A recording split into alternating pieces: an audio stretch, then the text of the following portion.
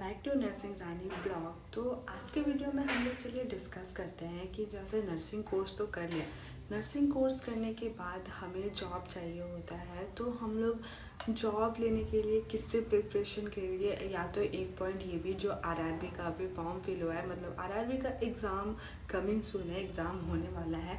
तो आप लोग के दिमाग में बहुत ज़्यादा ये आ रहा होगा कि किस बुक से प्रिपरेशन करें। एंड ना आप लोग ना पी.आर. यादव बुक के बारे में ना बहुत सुना होगा, एंड मेरे से भी सुना होगा, मैंने भी बहुत सारे वीडियो में बताया है। तो चलिए आज ना पी.आर. यादव का बुक के बारे में बताते हैं जो हमारा नर्सिंग कंपटीशन एग्ज़ाम प्रिपरेशन के लिए हेल्प करता है। तो इसका रिव्यू जानते हैं और इसके बारे में डिस्कस करते हैं अच्छे से, आखिर ये हमारा कितना हेल्प करता है, कितना यूज़फुल है हमारे लिए, कितना नहीं है, सारा कुछ।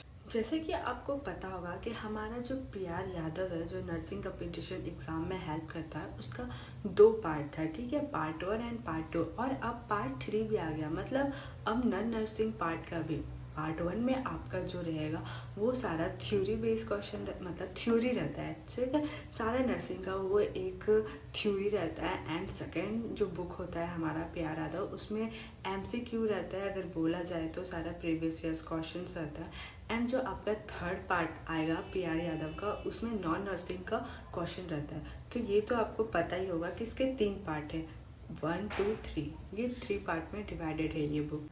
तो चलिए बात करते हैं ये हमारा कितना हेल्प करता है पी.आर. यादव बुक, या इस बुक के पढ़ने के बाद हमें कोई और बुक भी पढ़ना पड़ेगा या नहीं।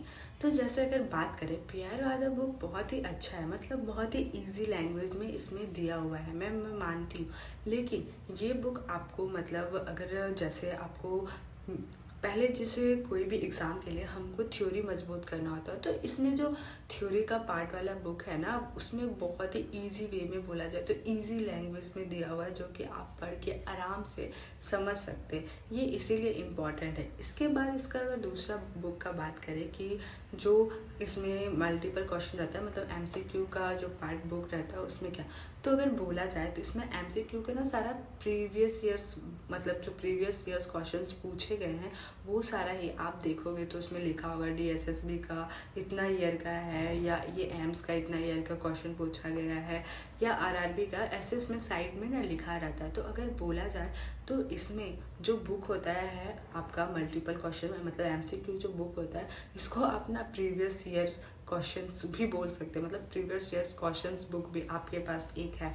तो अगर प्रिपरेशन करना चाहते हैं तो ये अगर मतलब नॉर्मल है, ये बुक आपके लिए बहुत इजी है। अगर आप स्टार्ट करना चाहते हो, स्टार्टिंग से पढ़ना चाहते हो, तो ये आपका बहुत हेल्प करेगा। लेकिन अगर आपको हाई लेवल में आपको चाहिए एजुकेशन, या हाई लेवल में नॉलेज चाहिए, तो इसमें हाई लेवल का ज़्यादा नहीं होता है, तो इसके लिए आप दूसरा बुक भी पढ़ सकते हैं। लेकिन अगर स्टार्टिंग करना है, आपको बेस मजबूत करना है, तो ये बुक आप लोग के लिए बहुत ही हेल्पफुल होगा। लेकिन आप ये बोलिएगा कि बस इस बुक को पढ़ के मैं एग्ज़ाम निकाल लूँ, तो बुक पढ़ने से इम्पॉर्टेंट नहीं होता। इम्पॉर्टेंट ये होता है कि आपका थ्योरी कितना मजबूत है।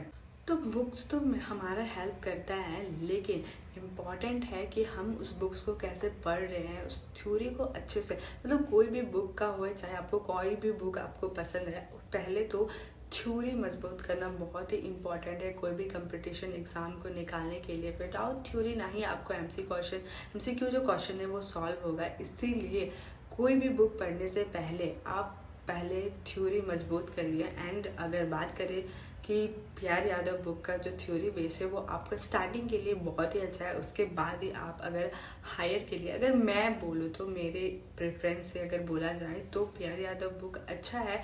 अगर आप बेस मजबूत करना चाहते हैं, मतलब स्टार्टिंग से करना चाहते हैं सारा स्टार्टअप, तो आपके लिए बहुत अच्छा है। लेकिन अगर आपका थ्योरी बेस मजबूत है तो आप दूसरे बुक प्रेफरेंस कर सकते हैं, मतलब टारगेट हाई, ये सारा बहुत सारा बुक अवेलेबल है, आप वो सब भी पढ़ सकते हो बहुत ही, क्योंकि उसमें कुछ नया क्वेश्चंस भी दिया रहता है।